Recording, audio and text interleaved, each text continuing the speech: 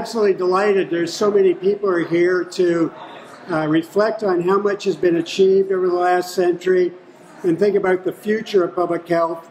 As we move forward, the school's mission is to improve the health of the public through excellence in research, teaching, and practice, and we're very, very excited about kicking that off.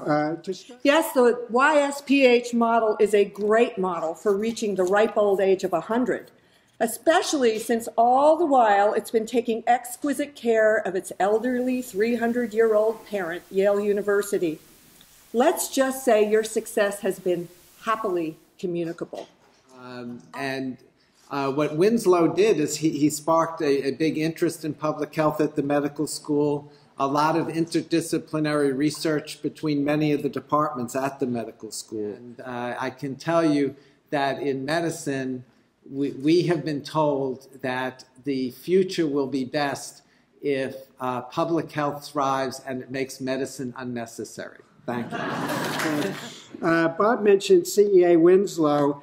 I'll just end by saying he was an incredibly prescient individual. And if you think back 100 years, he was actually editor of the Journal of Bacteriology, or what we used to call bacteriology. And he had the insight that the impact on health was much broader.